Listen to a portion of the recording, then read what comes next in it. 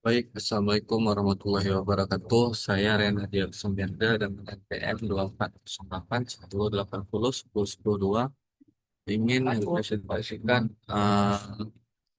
hasil proyek yang telah saya buat di MK Praktikum Pengantar Sains Data ini. Untuk yang pertama itu kita masuk ke konsep dasar.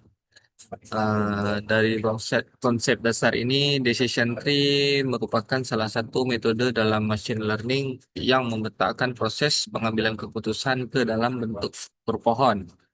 Setiap percabangan pada pohon merepresentasikan suatu kondisi atau aturan yang digunakan untuk memisahkan data berdasarkan fitur tertentu. Sedangkan setiap daun pada pohon menunjukkan hasil atau prediksi akhir. Metode ini mudah dipahami karena alur keputusannya terlihat jelas dan menyerupai cara berpikir manusia. Namun, decision tree ini dapat menjadi terlalu panjang dan terlalu panjang atau kompleks apabila data yang digunakan itu sangat banyak atau memiliki variasi yang tinggi. Selanjutnya, prinsip kerja model. Jadi di sini itu pertama kita memilih atribut atau features yang terbaik untuk membagi data. Setelah itu kita membuat not keputusan berdasarkan atribut tersebut. Membagi dataset ke subset. Terus yang ketiga, pemisahan dilakukan berulang hingga data pada suatu cabang menjadi cukup ragam. Tidak ada fitur lain yang bisa digunakan atau model sudah mencapai batas tertentu seperti kedalaman maksimum pohon. Untuk yang keempat itu kita ulangi untuk langkah 1 sampai 2 ya. Selanjutnya di sini kenapa saya menggunakan decision tree? Alasannya itu karena decision tree ini dapat mampu memisahkan data cuaca secara jelas berdasarkan batas nilai pada variabel PRC, PRCP, Tmax, Tmin, dan untuk memprediksi kondisi hujan. Model ini mudah dipahami, tidak membutuhkan processing yang sangat rumit, tahan terhadap nilai ekstrim, serta mampu menangani pola nonlinear yang sering muncul pada data cuaca. Dengan struktur pohon yang interpretif, decision tree menjadi pilihan yang tepat untuk memahami dan menjelaskan pola terjadinya hujan pada dataset ini.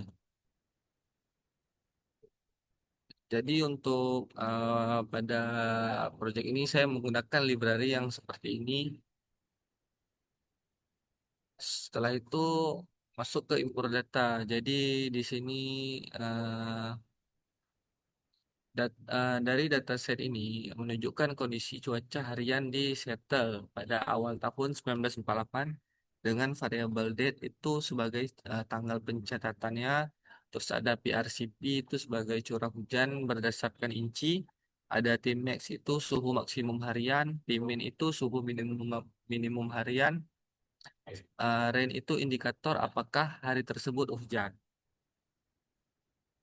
Sekarang untuk processing data di sini fungsinya itu untuk melihat jumlah dan kolom beserta tipe data yang ada dalam datasetnya. Kalau untuk dataset yang saya pilih ini ada 25.551 kolom, baris dengan 5 kolom. Selanjutnya untuk preprocessing data yang langkah kedua itu di sini kita bisa melihat data yang hilang dari dataset ini. Hanya yang dari output ini dapat kita lihat bahwa hanya terdapat pada 2 variabel yang hilang gitu datanya, yaitu pada variabel PRCP dengan rain. Setelah kita melihat ada data yang hilang, di sini kita harus melakukan imputasi modus itu untuk variabel yang kategorik. Di sini saya menggunakan imputasi modus untuk variabel range. Dengan imputasi modus, cara cara kerjanya itu mengganti nilai yang kosong atau tidak ada dengan nilai yang paling sering muncul. Cara ini digunakan untuk variabelnya itu kategorik. Selanjutnya untuk imputasi median ini dilakukan untuk mengisi nilai yang hilang pada kolom PRC menggunakan nilai median dari data yang ada. Langkah ini penting supaya dataset itu bersih dan dapat digunakan dalam proses analisis maupun pemodelan.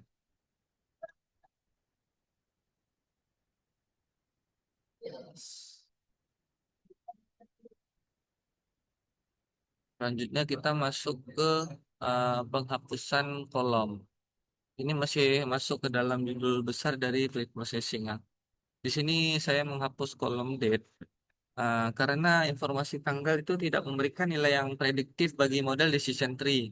Kolom ini hanya berfungsi sebagai penanda waktu dan tidak berkaitan dengan pola hujan yang ingin diprediksi. Dengan menghilangkan model, kita tuh dapat fokus pada fitur yang benar-benar berpengaruh seperti PRCP, Tmax, Tmin, sehingga proses pemodelan menjadi lebih efisien dan akurat. Selanjutnya kita masuk ke membangun model. Pada tahap ini, pada tahap fitur selection ini, kita harus memilih fitur fitur selection untuk menentukan variabel variabel mana yang digunakan sebagai X dan variabel mana yang menjadi target yang me- dan mana yang menjadi target Y pada pemodelan decision tree. Di sini untuk X-nya saya menggunakan PRCP, Tmax, dan Tmin, sedangkan Y-nya itu RAM. Kita lanjut ke label penglabelan encoding. Pada tahap ini, dilakukan label encoding terhadap variabel target Y, yaitu kolom range, yang sebelumnya memiliki nilai berbentuk kategori logis seperti true and false.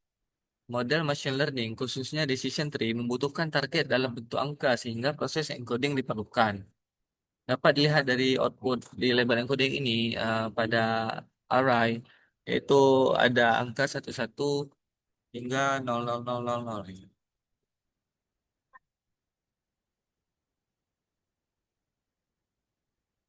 Selanjutnya masih masuk ke membangun model ya. Splitting data. Ah, Proses splitting data ini dilakukan untuk membagi dataset menjadi data latih dan data uji dengan proporsi 80% sebagai data latih dan 20% sebagai data uji. Pembagian ini dilakukan secara acak agar tidak ada pola tertentu yang memengaruhi hasil pelatihan model. Selain itu, penggunaan parameter stratify memastikan bahwa porsi kelas pada variabel target tetap seimbang antara data latih dengan data uji, sehingga model dapat belajar dari berdistribusi data yang representatif. Penetapan random state membuat proses pembagian data bersifat konsisten setiap kali dijalankan. Ini baru kita masuk ke dalam model untuk decision tree ya. Pertama kita buat dulu model decision tree classified. Pada tahap ini dilakukan proses pembangunan dan pelatihan model menggunakan algoritma decision tree classifier. Perintah decision tree classifier digunakan untuk membuat objek model yang akan digunakan dalam proses klasifikasi. Selanjutnya, model dilatih menggunakan data latih melalui fungsi model fit ini yang ada fitur X-train dan Y-train di mana model mempelajari pola hubung antara variabel fitur itu PRCP, Tmax, dan Tmin dengan targetnya itu ada variabel range. Hasil dari proses pelatihan ini adalah model decision tree yang siap digunakan untuk melakukan prediksi pada data uji. Selanjutnya masuk ke evaluasi. Pada evaluasi ini, kita harus mem- memprediksi menggunakan Y underscore prediksi yang ini yang ialah merupakan hasil dari tebakan model terhadap data uji X X underscore test pada sebelumnya yang merupakan angka 0 dan 1. Lalu dibandingkan dengan label asli yaitu Y underscore test. Selanjutnya kita masuk ke evaluasi model. Pada tahap evaluasi terlihat bahwa nilai precision, recall, F1, score, dan akurasi semuanya mencapai nilai 1. Hal ini dapat ditunjukkan bahwa model mampu mengklasifikasi setiap data uji secara sempurna tanpa menghasilkan prediksi yang keliru. Dengan kata lain, performa model berada pada tingkat akurasi yang maksimal. Selanjutnya untuk confusion matrix dapat dilihat dari hasil dari confusion matrix tersebut menunjukkan bahwa model decision tree mampu melakukan prediksi dengan sangat sempurna. Dari 2.931 data aktual yang bernilai 0, ialah tidak hujan. Seluruhnya diprediksi dengan benar sebagai 0.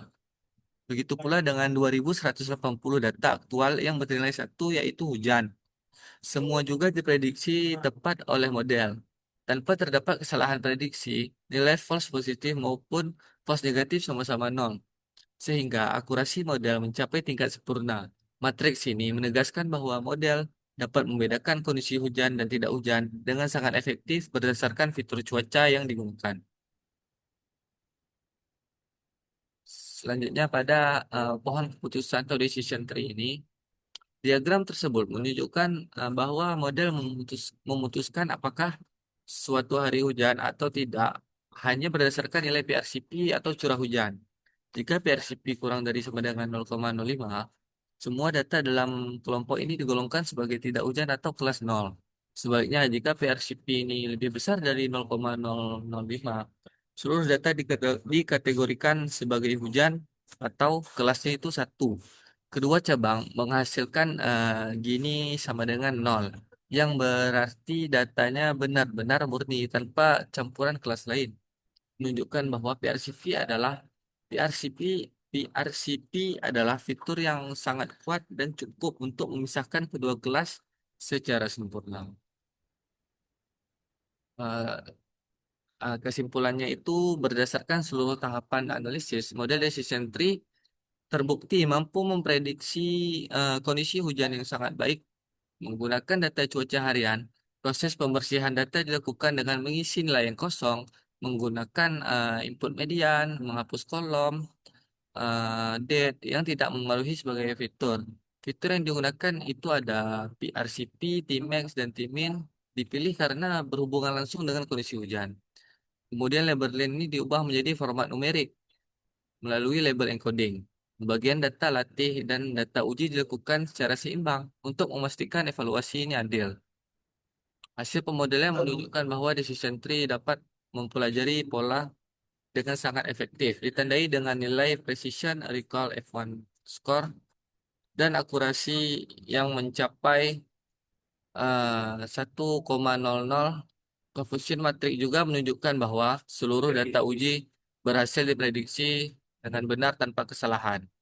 Dari struktur pohon yang dihasilkan, terlihat bahwa PRCP menjadi faktor utama yang sepenuhnya membedakan dari hujan dan tidak hujan. Hanya melalui satu aturan sederhana secara keseluruhan, model ini sederhana, mudah dipahami, dan sangat akurat dalam memprediksi kejadian hujan beserta variabel cuaca yang tersedia. Mungkin hanya ini saja yang dapat saya sampaikan. Lebih dan kurang saya mohon maaf. Jika ada salah kata, saya juga minta maaf. Wassalamualaikum warahmatullahi wabarakatuh.